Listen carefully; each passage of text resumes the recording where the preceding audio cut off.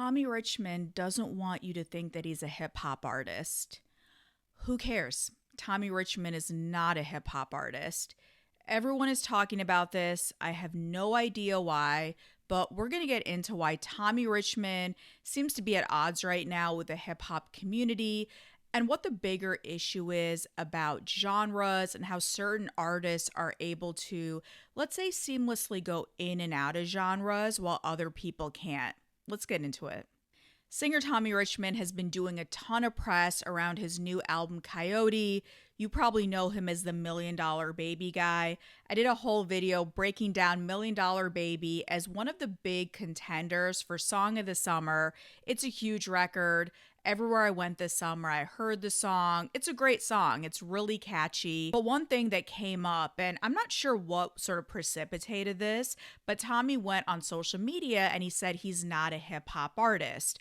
For some reason, him and DJ Hed got into it, and then Tommy ended up issuing an apology saying that, well, I'm not just a hip hop artist. Can we clear this just like once and for all? Tommy Richmond is not a hip hop artist. I don't care that he knows Brent Faiyaz. I don't care that $1 Million Baby was being played everywhere this summer. That record is not a hip hop record. And if you listen to Tommy's album Coyote, there's nothing hip hop about it.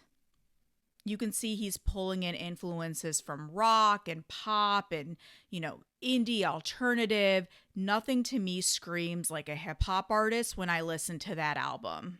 So if anyone out there knows where this sort of like rumor started that Tommy is a hip hop artist, please let me know in the comments. Maybe I'm missing like a big piece of this story, but I don't even know how A went to Z. I feel like we're missing something in the middle.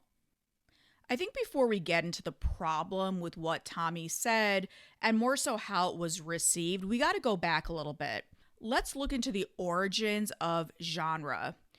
Every music genre has its own origin story. Sometimes it comes from the artists themselves.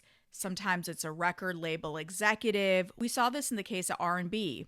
Back in the 40s, Atlantic Records co-head Jerry Wexler came up with the term rhythm and blues. Prior to that, that kind of music and those artists were considered just black artists, and they were called race records. You have to remember, in America at the time, it was very segregated. So when black artists made music, it was usually by black artists and for black audiences. By using terms like race records or later R&B and then even later hip hop, this was a way for the music industry, radio programmers, fans, retailers, this was a way to keep music segregated. So when we're talking about musical genres, especially within an American context, it goes deeper than just the verbiage. We are speaking about larger issues of racism, segregation, discrimination on an institutional level. Now, in the case of hip hop, there is no one particular person who I think invented the term. Before it was called disco rap, and you had people like Lovebug Starsky, DJ Hollywood, Keith Cowboy.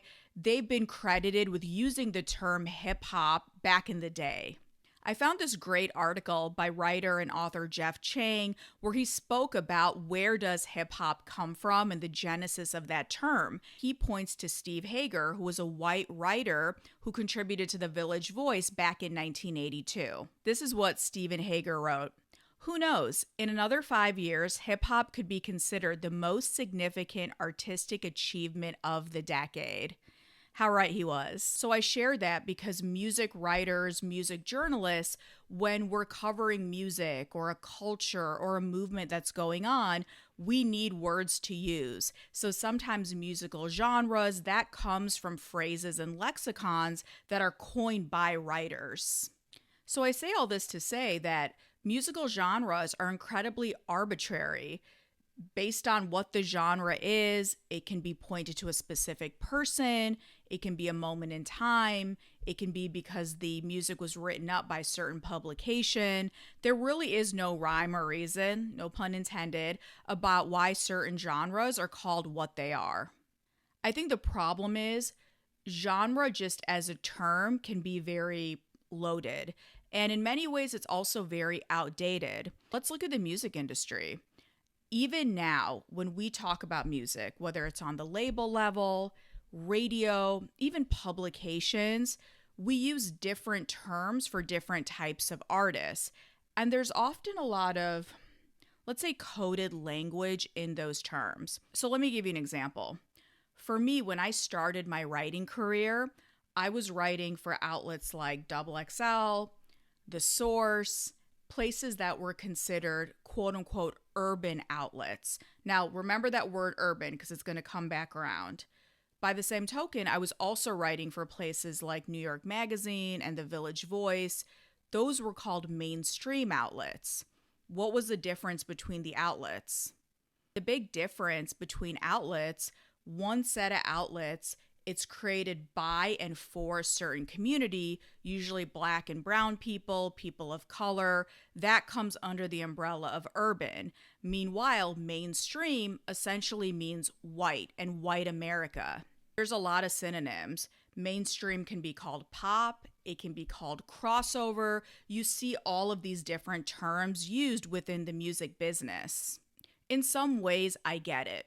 When an artist comes onto the scene, you're not pitching them to every single editor, every single radio programmer, every single listener or fan. You want to make sure that they're living within an ecosystem that makes sense for that artist. Even before the streaming era, there were a lot of problems with this system. Because usually what would end up happening, if an artist was Black or if an artist was a minority, they would immediately get taken to the urban department. That's the team that's going to work them. We want to make sure they're on Hot 97 and Power 105, and our goal is to get them in Vibe magazine. It didn't matter what kind of music that they were making. Meanwhile, a white artist immediately gets upstream to what's considered mainstream. They're being worked at what's called pop and rock radio.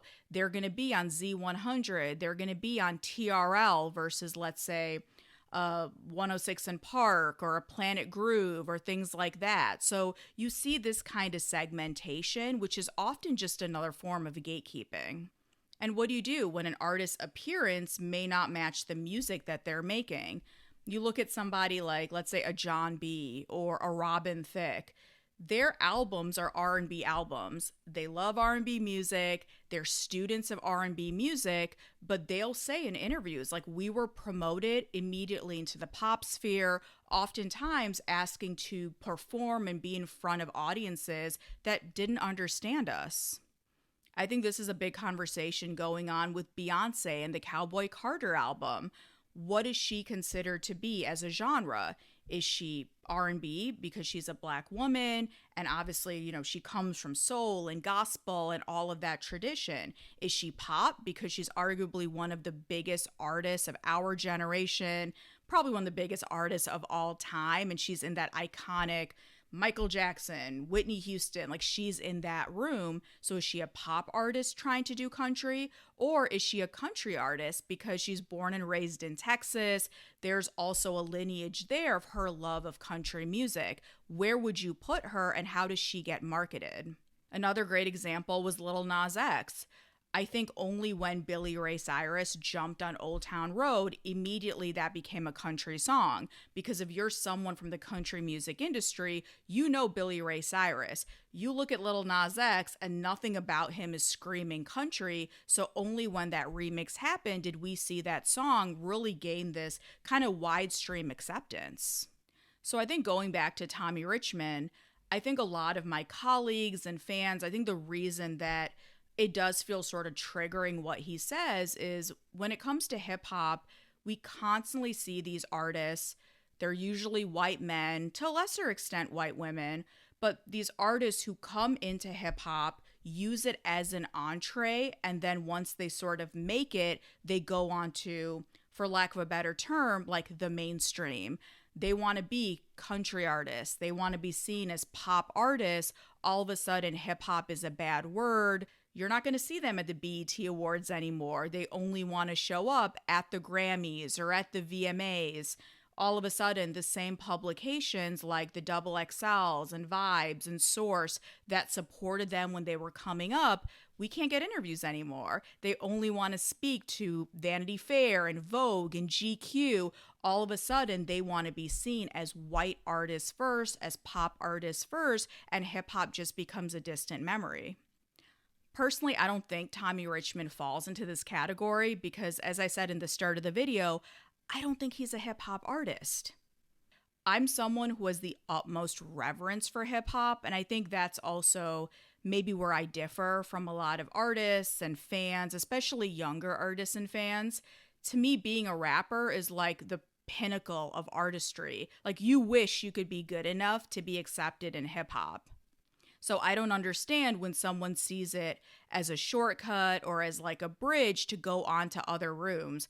In my mind, why would you want to go on to other rooms? If anything, of course, you can be in multiple rooms, but don't forget your roots, don't forget your day ones, and don't forget where you come from. I think what's really tricky is also defining hip hop in 2024. I did a whole video breaking down why some of the biggest hip hop artists are really struggling with making hit records nowadays. If you watch that video, one of the reasons is hip hop as a genre is incredibly vague now. In many ways, it's everything and nothing at the same time. What defines a hip hop artist? Is it using a specific type of production? Is it certain slang? Is it certain fashion? Is it the race of the artist or how they present publicly, aesthetically, visually? Is it where their heart is, who their influences are? There are no easy answers, and I think that becomes really hard too, because Tommy Richmond did come up through that Brent Faiyaz crew, but I personally do not see him as a hip hop artist. If some of you remember when Cash Money signed this guy Kevin Rudolph, this was like maybe 08, 09. I actually worked the marketing on that project. I know, it was a long time ago. But Kevin Rudolph was supposed to be Cash Money's like rocker. And he was this white guy who kind of looks like Tommy Richmond if you look at him. But he had like long hair and glasses, and he had this record, Let It Rock, with Lil Wayne. If memory serves, I believe it was a hit record. But I think someone like Kevin Rudolph is a great example. He's signed to Cash Money. He's got Wayne on his project, but I don't think anyone is viewing him as some sort of like hip hop guitarist or hip hop singer. He's just a singer who happens to have a hip hop feature. But to be candid, this is something that the music business still struggles with. In the past couple years, some labels have come forward and said, we're going to do away with the term urban. It has certain negative connotations. It's very vague. Some of them have just gotten rid of the term. Others, like for example, Atlantic Records, they replaced urban with black. Some would argue that's even more confining. If you're an artist who, let's say, does black music, but you're not black, is that the right team who should be working you? Is there a bit of a disconnect there of who should be sort of promoting your project? And as time goes on and the world becomes much more global and boundaries are being blurred more and more because of social media and streaming, do any of these terminology even make sense in the future? So I think when it comes to labels and labeling music, definitely don't judge a book by its cover. But in the case of Tommy Richmond, when you open up the book, it is not a hip hop book and he is not a hip hop artist. I would love to know your thoughts. What do you think about this whole Tommy Richmond controversy? Is it much ado about nothing, as a lot of stuff on social media is? Or do you think that there is a larger conversation that needs to be had about these artists, whether it's a Post Malone or Jelly Roll or Kid Rock, who start in one room, but it's very clear they're using that to then propel themselves into very non-hip hop spaces? I would love to know your thoughts in the comments.